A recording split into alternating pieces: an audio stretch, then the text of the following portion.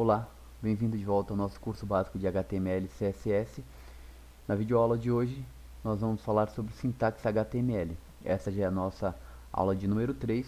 Se porventura você chegou diretamente nesse vídeo, aqui nos cards tem um link para a playlist com os primeiros vídeos para que você acompanhe e fique inteirado de todo o assunto. Já peço também, se possível, para você deixar o seu like, se inscrever no canal para acompanhar as demais videoaulas também. Dito isso, vamos lá. Para falar de sintaxe HTML, nós temos que falar das tags. As tags, ou etiquetas, são os elementos que compõem um arquivo HTML.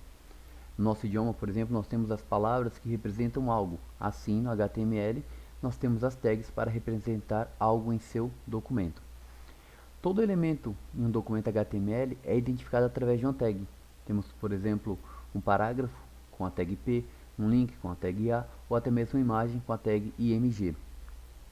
As tags elas também podem ter identificadores, classes ou atributos próprios.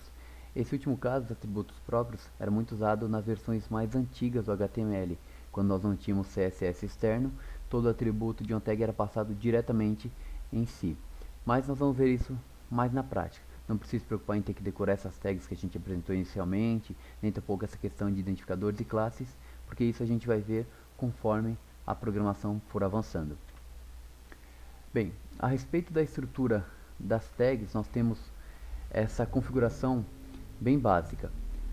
À esquerda, um sinal de menor, o nome da tag em amarelo, no caso do div, um sinal de maior. Logo após vem o conteúdo dessa tag e segue-se pelo fechamento com sinal de menor, a barra, o nome da tag novamente e o sinal de maior. Sempre essa estrutura para que a gente tenha uma boa sintaxe. Claro que a gente vai ver no decorrer, tem algumas exceções. Ainda falando de estrutura das tags, vocês devem ter observado que o elemento à esquerda diferia um pouco do elemento à direita. Por que isso? Porque à esquerda nós tínhamos a tag de abertura, composta por sinal de menor, div, que é o nome da tag, e sinal de maior.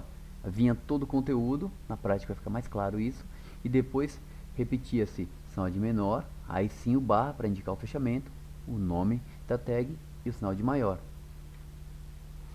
Quando nós estamos falando de tags, tem algumas regras que nós temos que seguir, principalmente lembrando do que foi dito a respeito do W3C e das boas práticas de programação.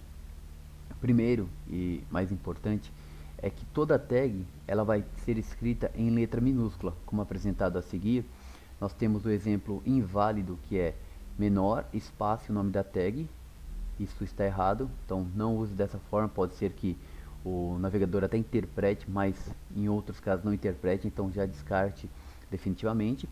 Podemos escrever as tags em letra maiúscula? Sim, podemos, é válido, porém não é uma boa prática, até porque na programação tudo pede que seja em letra minúscula. Nós vamos ver isso no decorrer, tá? Com exceção do camel case, mas é um caso à parte. E temos também a forma mais correta, que é apresentada por último, que é o sinal de menor, a tag em letra minúscula, tudo em minúscula, ok? E o sinal de maior. Em resumo, todas as tags têm que ter letras minúsculas, sem espaço, e também temos que lembrar da tag de abertura e de fechamento. Porém, toda regra tem uma exceção. E o que é essa exceção? Essa exceção são as tags vazias. Em HTML, nós vimos as tags de abertura e de fechamento, mas em HTML existem alguns elementos que não precisam dessas tags de fechamento. Eles são chamados de elementos nulos ou até mesmo de tags vazias. Nós falamos vazias porque não tem o conteúdo após, mas ela tem um valor. Essas tags elas não têm conteúdo ou elementos alinhados, já que não tem a tag de abertura e nem de fechamento. Um exemplo de tag vazia é a tag de imagem, IMG, onde eu apresento a estrutura errada, IMG barra, fecha a tag ali e um conteúdo após. Isso está errado, porque a imagem não precisa de um conteúdo logo após a sua tag. Tampouco, no segundo exemplo, eu preciso alinhar o conteúdo entre as tags de abertura e fechamento. Menor, IMG, maior, conteúdo, menor, barra, IMG maior. Isso também está errado, porque a tag é vazia. O exemplo mais correto seria o último exemplo, onde eu tenho apenas a tag menor, IMG, barra, maior. Certo? Isso é o correto. Claro que aí vai ter alguns atributos e algumas opções que vão configurar a nossa tag de imagem. mas não vem ao caso nesse momento. Vale lembrar também que com o advento do HTML5 algumas coisas foram melhoradas, até porque algumas pessoas esqueciam e para o navegador ficou mais prático dessa forma. Antigamente toda tag vazia ela tinha que obrigatoriamente ter uma barra invertida ao final do seu conteúdo, logo antes do nó de maior, como dado no exemplo. Imagem tinha um menor, img, barra, maior.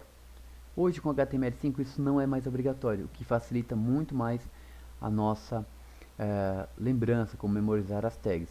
Claro que você vai falar, nossa, mas são tantas tags, só até agora já vi 4 tags, como que eu vou decorar tudo isso? Fique tranquilo, não precise se desesperar, porque conforme o uso de cada tag e o aprendizado, a assimilação vai ficar muito fácil. Assim como nós estamos no começo, a questão da linguagem. Tudo é absorvido naturalmente, sem ter que decorar todas as tags. Na verdade, nós vamos ter que lembrar aprendendo aquilo que a gente vai usando na prática, que vai ser muito fácil.